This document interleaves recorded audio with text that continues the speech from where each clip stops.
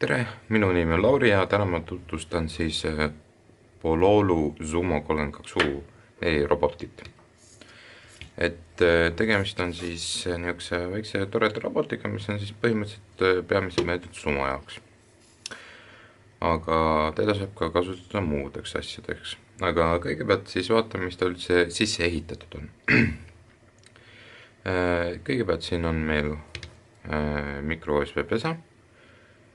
Siit me saame programmeerida robotit, siin on meil on-off switch, siin on 3 nuppu A, B, C ja siis nendega saab erinevaid funktsioone teha. Siin on reset nupp, roboti on sisse ehitatud siis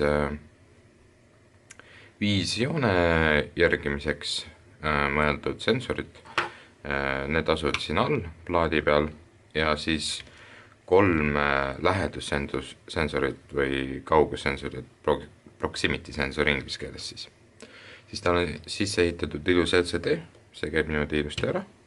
Ja LCD all on meil siis speaker ehk kõlar. Siis siin on meil gyroskoop ja kiirenduse mõõtja, et robot saab aru, et mis pidi ta paikneb, et kui kallutada. Ja siin asetseb siis roboti aju ehk mikrokontroller ja antud juhul on siis Admega 32U4, mis siis on, mis nimi juba ütleb. Et robotit käima panna on sul kõigepealt vaja akusid, 4 niisugust tavalist patareid või siis akut. Need käid siia ilusti alla. Aga paneme ta siis käima. Nii, demoprogramm. Ja kõigepealt siis näemegi, et mis meil on siin. Nii, LED-id. Robotil on siis sisse ehitatud veel LED-id, 3 tükki, punane, roheline ja kollane. Nii. Line sensors. See on joone järgimiseks siis sensorid. Kui me tõstame nüüd siit eemale natukene, siis need tulbad muutuvad, et ta saab aru, et mingi muutus toimub. Kui me siin katan näppudega, siis ta saab ka aru, et muutub. Et hetkel on ühendatud 3 sensorit 5 ja 3 siis lähedussensorit. Et see on seetõttu, et robotil lihtsalt ei ole nii palju pinne.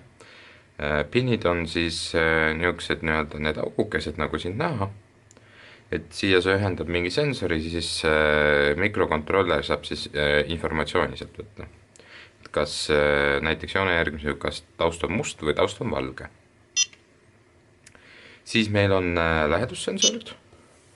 Hetkel ma tõstan oma käe teemale ja kui ma toon need lähemale, siis tulbad kohe suuremad. Et tal on 2 on siin külje peal ja siis 1 on ees ja siis ühes saab 2 nii-öelda readingut või siis nagu sisendit, et vasak ees ja parem ees. Et esimesest saab veel lisaks 2 readingut, et kui ma nüüd liigutan siin oma kätt, siis need tulbakesed muutuvad.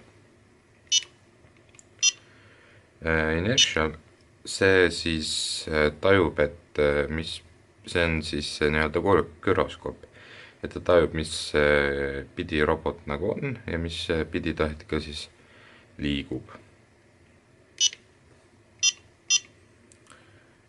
Mis meil veel? Nii, mootorid tulid meil. Et tal on siis veel sisse ehitatud on 4 mootorit, 2 mõlema pool ja siis jooksed roomikute peal.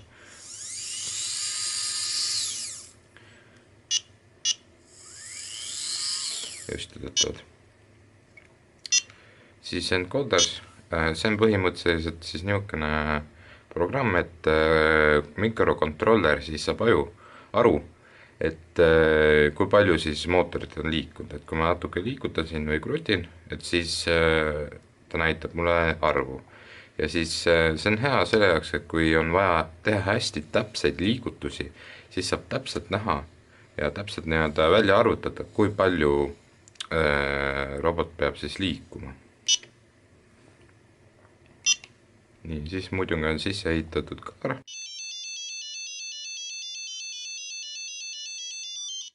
See oli ilus Bachi muusika. power, see on lihtsalt näitab, et palju meil hetkel nagu nii-öelda seda vool on ja kas USB on ühendatud või mitte. nii, neid me vaatasime juba. ja see ongi kõik siis hetkel.